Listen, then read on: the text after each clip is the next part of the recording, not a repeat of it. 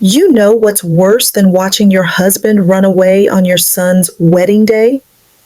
Watching him run while half the neighborhood is staring and realizing he wasn't running from me. He was running from the truth. That moment, yeah, it looks like something out of a Netflix drama, but it wasn't. It was my life. And the crazy part? That scene didn't just come out of nowhere. It had been building quietly, slowly, like a crack spreading through glass until the whole thing finally shatters. If you're watching, please subscribe and let me know where you're watching from. This story gets a lot more interesting, and I'd love to hear your thoughts in the comments below. So let me take you back to the morning when all of this started to feel wrong.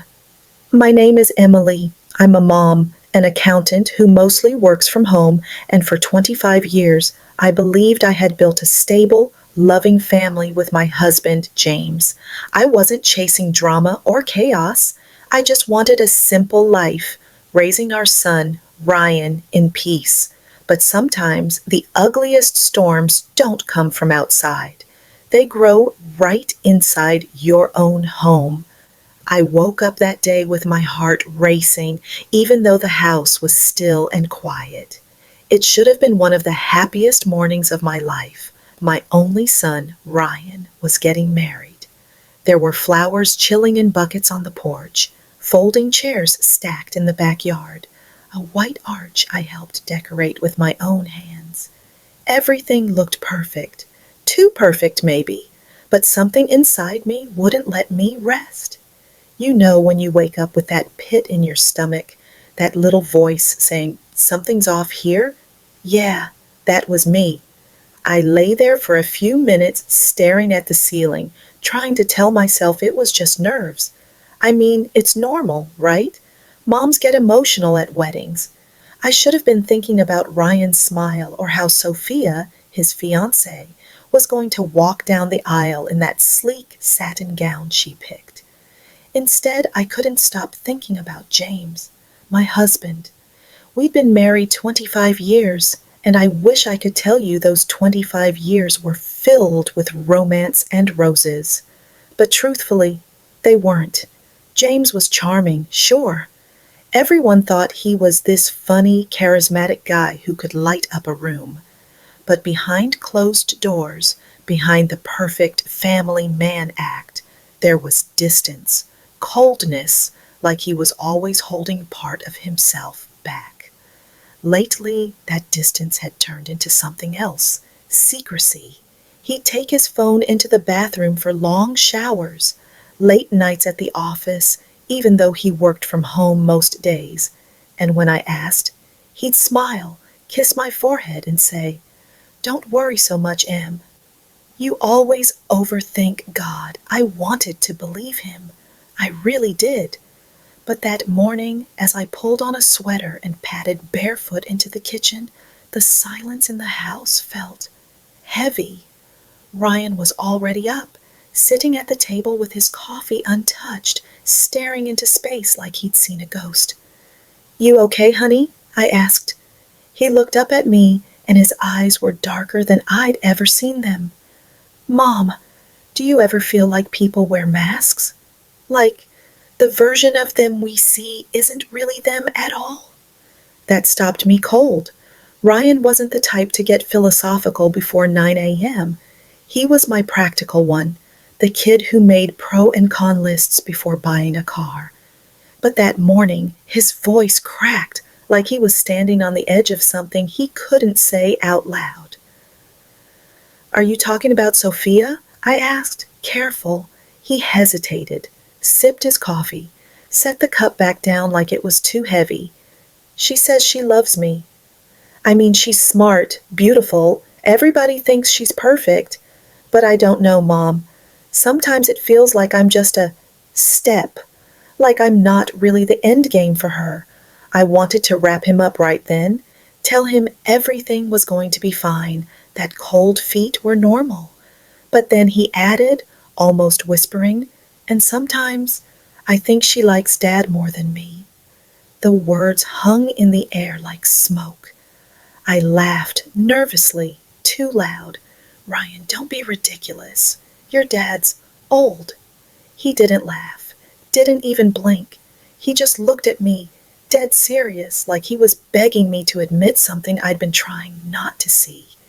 And that's when my stomach flipped, because deep down I had noticed. Little glances across the dinner table. Sophia leaning in too close when she showed James something on her phone. James brushing it off with a joke. She's like the daughter I never had. The daughter he never had. Yeah, that line would come back to haunt me. But in that moment, I just tried to push it all down. Weddings are stressful. People imagine things. That's what I told myself as I squeezed Ryan's hand and said, "You're tired. It's nerves. Sophia loves you. Today's going to be the best day of your life. You'll see." And God, I wanted it to be true. After he left to meet the groomsmen, I stayed behind, pacing the kitchen. Every sound in the house made me jump. The tick of the clock, the creak of the floorboards. Finally, I grabbed my coat and decided to take a walk around the backyard just to clear my head. That's when I heard it. Voices. At first, I thought it was the florist or one of the caterers arriving early, but as I stepped closer to the living room window, I froze.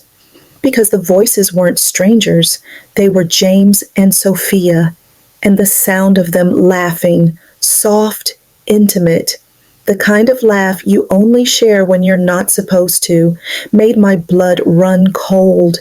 I don't know what possessed me, but I crouched down, just low enough to see through the edge of the curtains. And there they were, my husband, my son's bride-to-be, standing too close, smiling like kids with a secret. And then, God, I can barely say it, James leaned in, and Sophia didn't pull away. She met him halfway. A kiss, right there, in my living room, on the morning of my son's wedding. I swear my knees nearly gave out. My throat closed up. My pulse roared in my ears. I wanted to burst in, scream, throw every piece of furniture at them. But I couldn't move. I couldn't breathe. I was frozen, watching my entire life tilt sideways in one single sickening moment. And then, from behind me, a voice. "I told you." I spun around, and there was Ryan, standing in the doorway to the backyard, his face pale, his jaw tight. He wasn't surprised. He wasn't even angry, at least not in the way I expected. He was resigned, and that was the second my world really broke apart, because my son had already known. Ryan's words hit me harder than the scene inside that window. "I told you." It was like my whole chest caved in. My son, my baby, he wasn't shocked, wasn't blindsided. He'd known. He'd carried this alone. I reached for him, whispering, "Ryan, how long? How long have you—" He didn't answer right away. He just stared at James and Sophia through the glass. His hands clenched so tight his knuckles went white. Then, finally, in a voice so low it almost broke, he said, "Weeks, Mom. I've known for weeks." My knees buckled. I grabbed the wooden post by the porch just to keep myself standing. Why wouldn't you tell me?" Ryan's eyes flicked back to me, and what I saw there wasn't just hurt. It was rage and shame and something deeper, like he'd been carrying a weight he didn't deserve. Because what was I supposed to say? "Hey, Mom, your husband and my fiancé are sneaking around like teenagers? Do you have any idea what that would have done to you?" God! My heart split in two. Before I could find the words, he pulled a folded envelope from his jacket. He shoved it into my hand. "Here, maybe you'll believe it when you see it." I opened it with trembling fingers and nearly dropped the photos spilling out. Grainy shots, time-stamped, taken at night. James and Sophia at a hotel lobby, holding hands. Another of them slipping into a car together. A shot of them kissing outside some restaurant. Each one was like a dagger straight through my chest. "Where did you get these?" I whispered. Ryan looked away, jaw tightening. "A private investigator. Karen hooked me up. Karen. My sister. Of course it would be her. Retired cop, tough as nails, always saying James had too much charm to be clean. I never wanted to believe her. God, how many times had I told her, 'Stop being so suspicious. You just don't like him because he jokes too much.' And yet, she was right. She'd always been right. The photos slipped from my hand, fluttering to the ground like dead leaves. My whole body shook. He he did this to us, to you, to our family. But Ryan wasn't done. He leaned closer, his voice harsh now, like gravel. "It's not just us, Mom. You don't even know the half of it." And then he told me.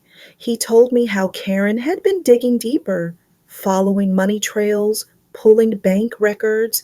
He told me how James had been draining funds, our retirement, the savings I thought were safe, forged signatures, fake accounts, and worse, he had a daughter, a 15-year-old girl with another woman, Rebecca. A whole other life running alongside ours, like some sick double feature. I remember grabbing my mouth, choking back a scream. I thought the kiss was the worst part. But no, the kiss was just the tip of the iceberg. Beneath it, there was an ocean of lies, deceit so deep I could drown in it. Ryan's voice cracked as he kept going, like once he started, he couldn't stop. Sophia's not innocent either. She's been embezzling money from her firm, fake investments, bogus checks. She and Dad, they're in it together, Mom. It's not just an affair, it's a damn operation. My hands went cold, my legs numb. For a second, the world blurred around me like the backyard, the flowers, the arch, it all faded into static. I wasn't standing in my own home anymore. I was trapped in a nightmare. I whispered, "Why, why would he do this? Why would she?" Ryan's laugh was sharp, bitter. "Because they could. Because we trusted them." I stumbled back, clutching the porch railing, trying to catch my breath. This wedding, it can't happen. Not after this. Ryan's face hardened. He looked older in that moment, like the boy I raised had turned into a man forged by betrayal. "It won't. I'm not going through with it. But, Mom, I don't want to just walk away. They don't get to win. Not like this." The way he said it, the fire in his voice, it scared me a little, but it also lit something inside me, a spark I didn't know was still there. For 25 years, I'd swallowed my doubts, played the good wife, the peacemaker, but standing there with those photos at my feet and my son's broken heart staring back at me, something in me snapped. "They won't win," I said. My voice surprised me. It was steadier than I felt. "Not this time." Ryan nodded, eyes burning. "Then we're going to make them pay." He told me Karen had already compiled files, DNA tests, bank transfers, hotel receipts, a whole mountain of evidence, enough to crush them, enough to expose them for what they really were. And in that moment, a plan began to form, half born, fueled by fury and heartbreak. We weren't going to hide this. We weren't going to whisper about it in the dark while James smiled in public and Sophia played the perfect bride. Number. The truth was going to come out where everyone could see it. The wedding wouldn't be a celebration, it would be a reckoning. But before that, there was still the quiet of the morning. I looked at my son, his hands trembling as he gathered the photos off the ground. His eyes were wet, but he refused to let the tears fall, and my heart broke all over again. "Ryan," I whispered, reaching out, "I'm so sorry. You should have never had to carry this alone." He shook his head. "I didn't want to hurt you." I pulled him into my arms, holding him like I hadn't since he was a little boy with scraped knees.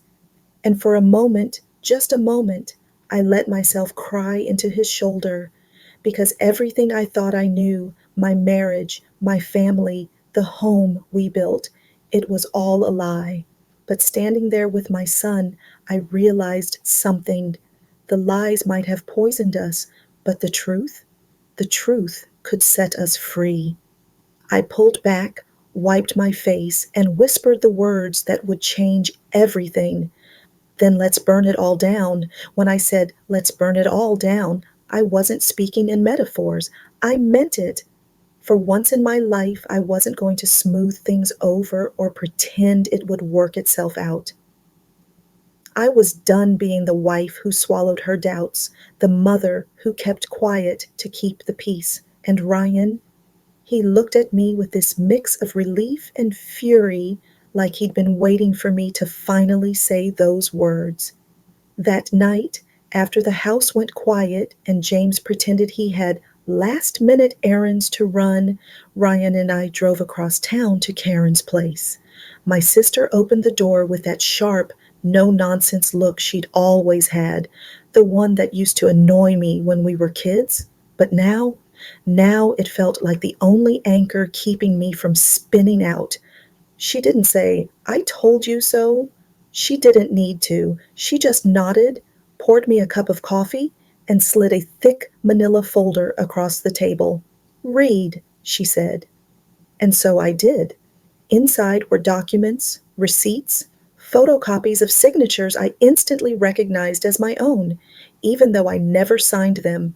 Bank withdrawals, wire transfers, thousands of dollars missing. Our retirement account drained little by little until it was almost empty. My stomach twisted. All those nights I stayed up balancing the books, making sure every bill was paid, every college loan chipped away, every little savings bond tucked aside for the future. All that work stolen. I flipped to the next set of papers and nearly dropped them. DNA results positive. A girl named Lily, age 15. Her mother, Rebecca Collins. And the father, James Turner. My James. The coffee cup shook in my hands. He's had a child. For 15 years. 15 years, Karen. How could I not know? Karen leaned back, arms crossed. Because he didn't want you to. Men like James, they thrive on lies, and women like Sophia, they feed off them. Ryan sat across from me, his fists pressed against his forehead like he was trying to hold himself together. I asked him once, a couple years ago. I asked him straight up if he'd ever cheated on you. He laughed, said I'd been watching too many crime shows. His voice cracked, and I reached across the table, grabbing his hand. You deserved better than lies, Ryan. We both did. But Karen wasn't finished. She slid another folder toward me. This one, Sophia's. Expense reports, transfer slips, fake accounts in her name, money missing from the architecture firm where she worked, jewelry purchases, hotel bills, lavish gifts, all tied back to the same slush fund. She's been laundering, Karen said flatly, not just for herself. For James. They've been in this together for at least a year, maybe longer. I couldn't breathe. The girl who was supposed to marry my son, the man who was supposed to stand beside me for life. They'd been siphoning everything we had, all while planning a future built on our ruin. I pushed the folder away, tears stinging my eyes. So that's it then. My marriage, his wedding, our family. It's all. Karen cut me off. No, it's not over. Not yet. You've got something most people in your shoes don't. I blinked at her, confused. Evidence, she said, enough to bury them both. For a moment the room was silent except for the tick of Karen's old wall clock. Then Ryan sat up straighter, his jaw set. We take them down. Publicly, no hiding, no excuses. His words lit something inside me. I thought of all the nights I lay awake wondering why James was distant, all the times Sophia smiled sweetly across my dinner table while stabbing us in the back, all the humiliation, the betrayal, the money gone, the years wasted. I wiped my tears. Okay, then we take them down. The plan wasn't simple, but it was clear. We'd gather everything, every bank record, every DNA test, every photo. We'd put it together like a puzzle too perfect to deny, and then we'd choose our moment. And what better moment than the one they wanted most? The wedding. I could already see it in my mind, the backyard filled with chairs, family and neighbors buzzing with excitement, the arch gleaming with white flowers, the perfect stage. And right there, when everyone was smiling, when the lies were seconds from being sealed with vows, the truth would crash down like a hammer. Karen tapped the table with her pen, practical as ever. You'll need to file for divorce immediately after. Quietly. Before he tries to move assets, I nodded, numb but determined. I'll do it. Papers are already drafted. Ryan's eyes softened when he looked at me. Mom, are you sure? This, this is big. It's not just a fight. It's war. I squeezed his hand. Honey, they already declared war on us. We're just answering back.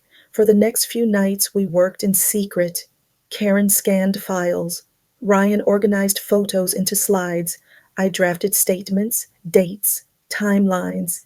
Every detail had to be perfect, airtight, undeniable. We weren't just exposing cheaters, we were exposing criminals.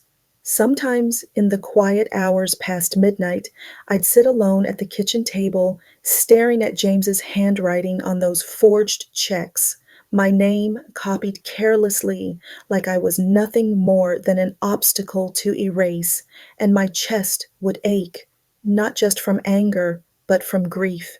25 years of my life turned into evidence in a manila folder. But then I'd think of Ryan, of the look in his eyes when he said he didn't want them to win, and I knew. This wasn't just about revenge, this was about survival, about showing him and myself that we weren't powerless. By the time the wedding day crept closer, the plan was ironclad. We had everything ready, the projector, the slides, the files, and tucked inside my purse, divorce papers with James's name already typed in bold black ink. The only thing left was to wait. And waiting was the hardest part, because every time James kissed my cheek goodnight, every time Sophia texted me about flower arrangements or menu choices, I had to smile back, pretend, act like the loving wife and the doting mother in law to be, while inside I was a storm ready to break. And oh, when it broke, it was going to shake everything.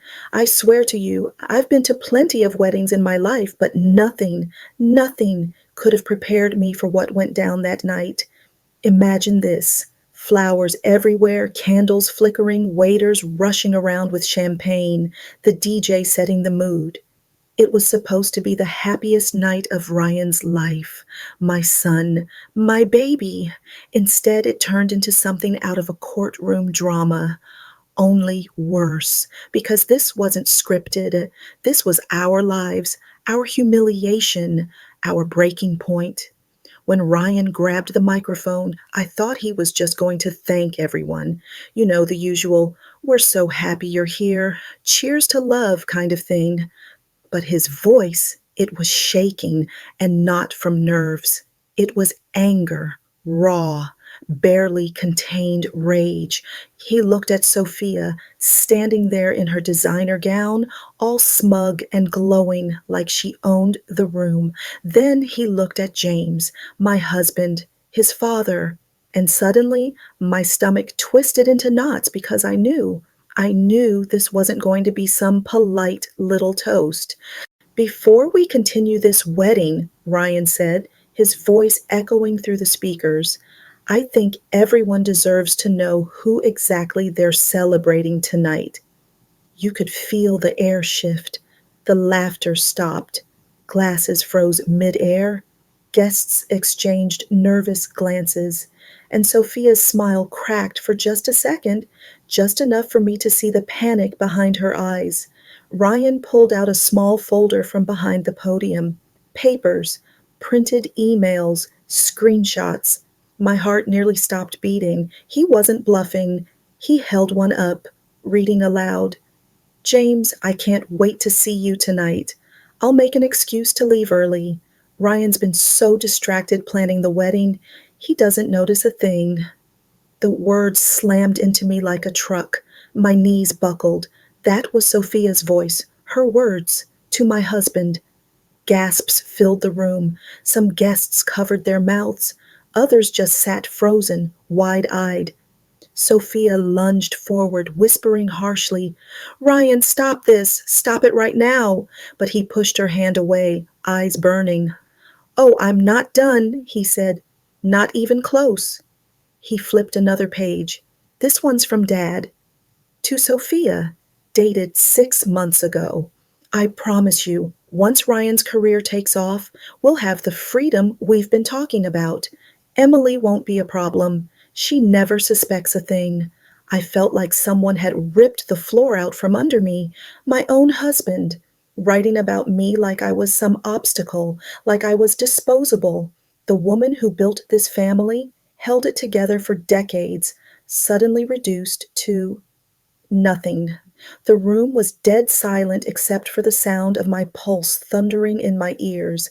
And then Ryan went for the kill.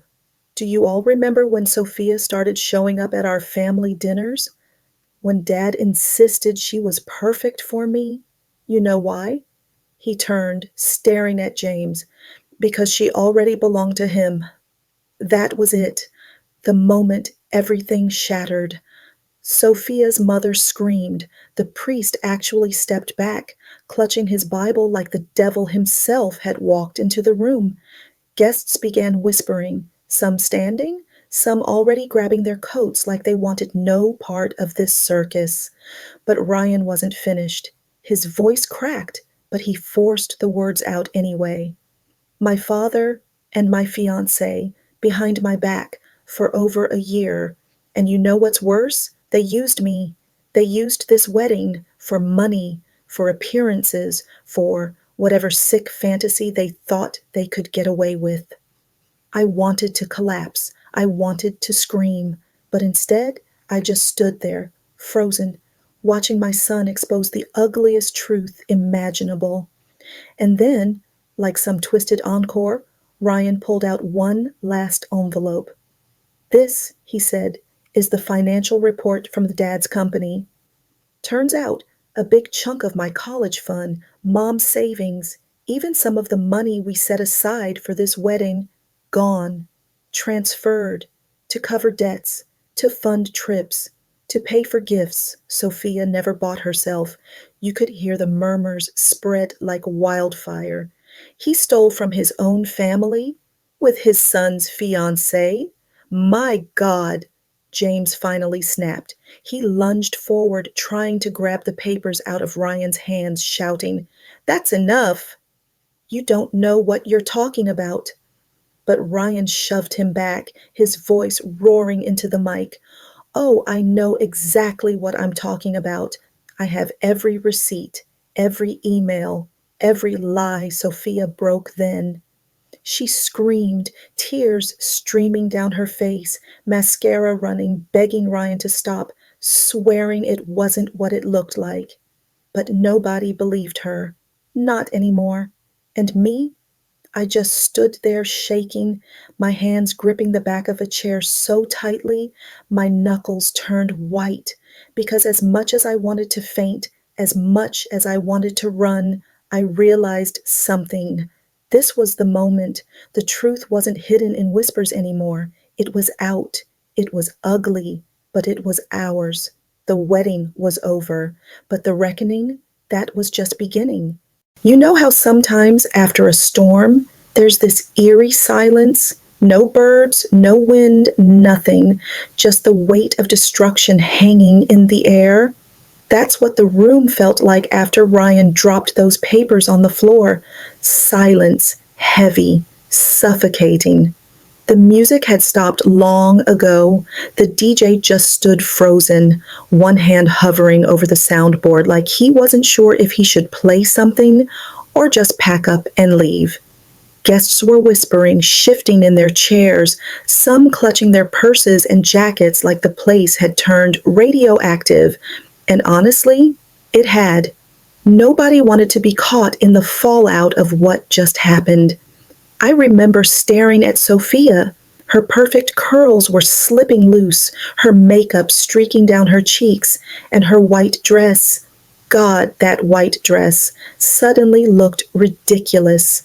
Like a costume in a play that had ended, the actress forgotten on stage, no applause coming. She was sobbing, trying to reach for Ryan, but every time she got close, he flinched like her touch was poison. And James wasn't crying. He wasn't apologizing. He was fuming. His face was beet red, jaw clenched, eyes darting around the room like he was searching for a lifeline. But none came. Not one guest stood by him. Not one voice rose to defend him. He was cornered, and he knew it. Ryan finally let the mic drop. Literally, the thud echoed through the speakers, a punctuation mark on the ugliest toast in history. Then he stormed down the aisle, ripping the boutonniere off his chest and tossing it onto the floor. For a moment, nobody moved. Everyone just watched him leave, his whole future unraveling behind him like the trail of a broken kite. I wanted to chase him. Every part of me screamed to go after my son, but my legs wouldn't move. I was stuck there, staring at the man I'd built my life with, the man who just shattered it in front of 200 people. Emily, James muttered low enough that only I could hear.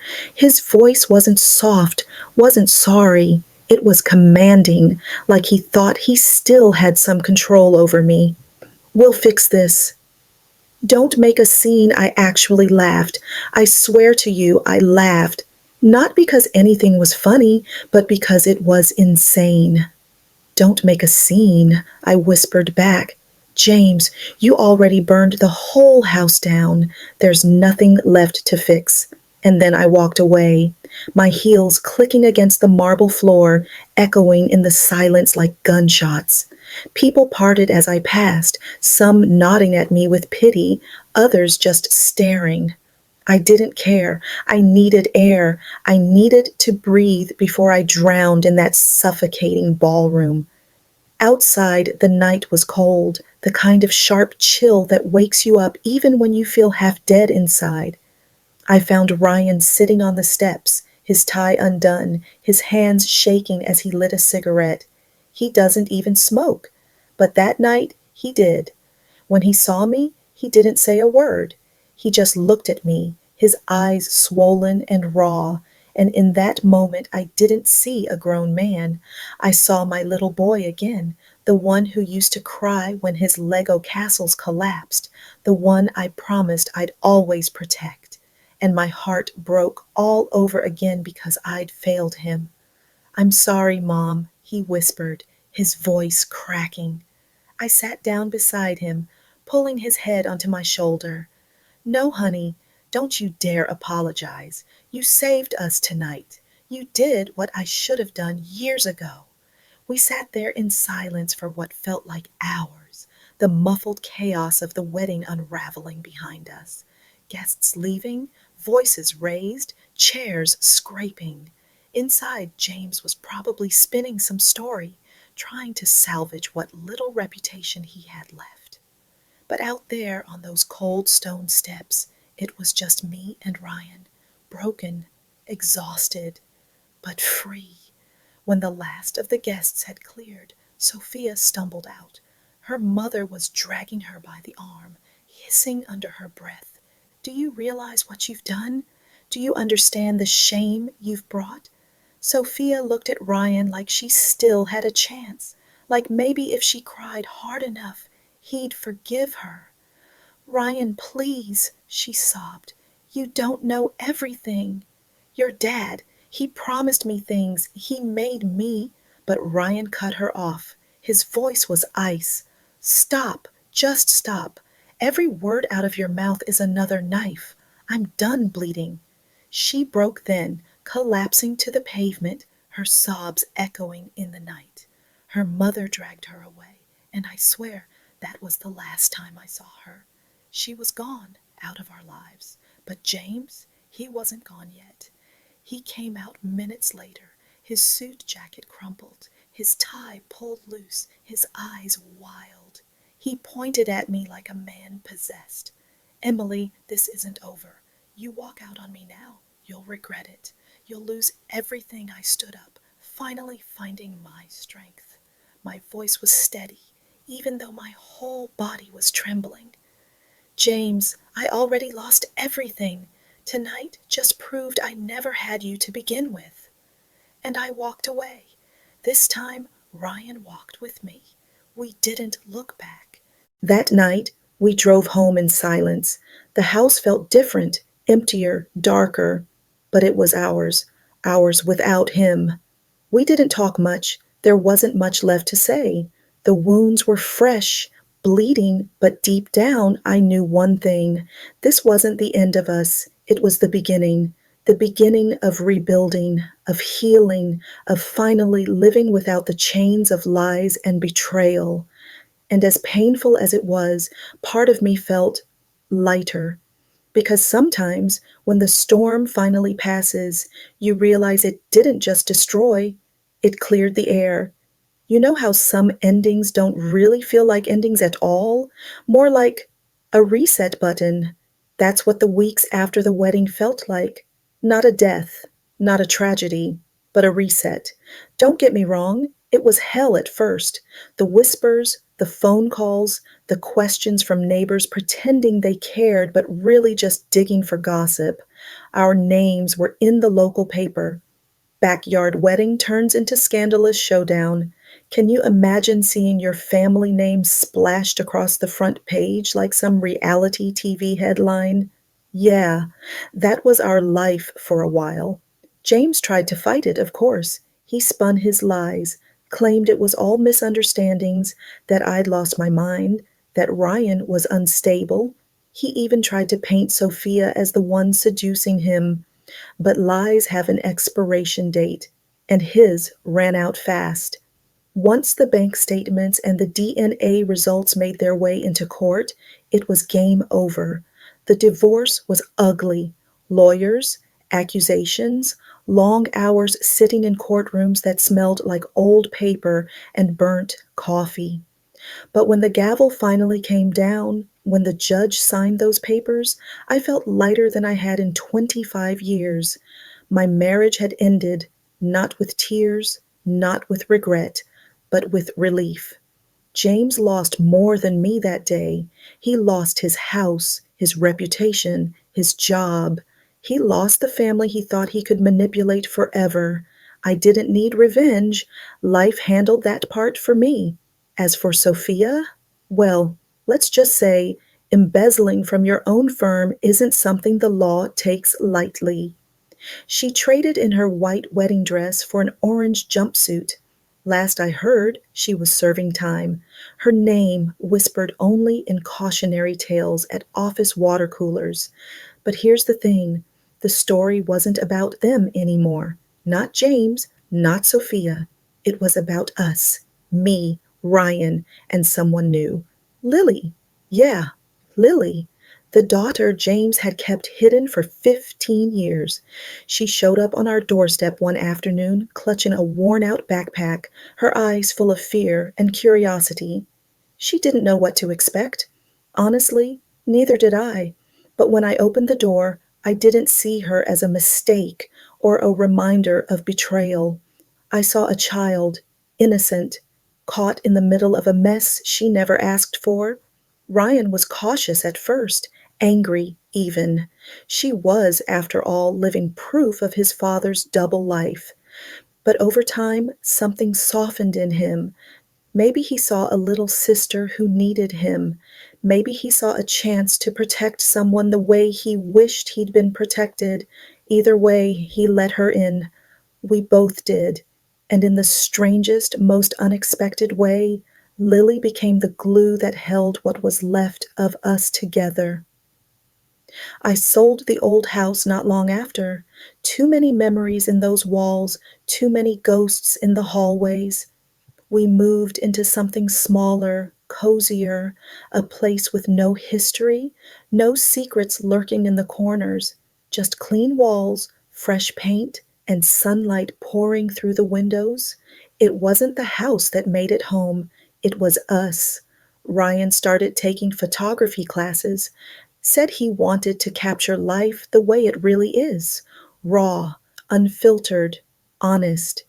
He stopped trying to chase the version of himself he thought he had to be for Sophia or for James. He started living for himself, and when I saw the smile return to his face, I knew he'd be okay. As for me, I found myself again. I went back to work full time, not because I had to, but because I wanted to. I reconnected with old friends I'd lost touch with during years of pretending my marriage was perfect. And for the first time in forever, I could look in the mirror and recognize the woman staring back at me. She wasn't naive anymore. She wasn't quiet. She wasn't scared. She was free. People sometimes ask me if I ever forgave James. The truth? Yeah, I did. Not for him. He doesn't deserve it. But for me. Because holding onto that anger would have meant letting him live rent-free in my heart, and I refused to give him that power. Forgiveness didn't mean reconciliation. It meant release.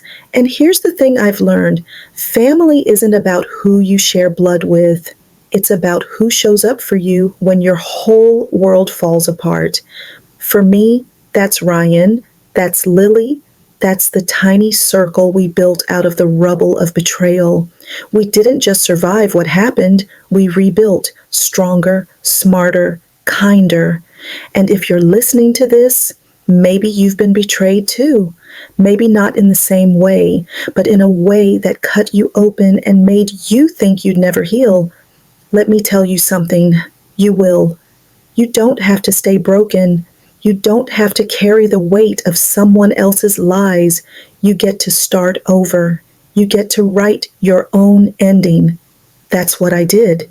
Because sometimes the worst day of your life, the day everything falls apart, can also be the first day of your new life. And that, my friend, is exactly what happened to me. If this story touched you, don't forget to hit that like button, share it with someone who needs to hear it, and subscribe so you won't miss the next story.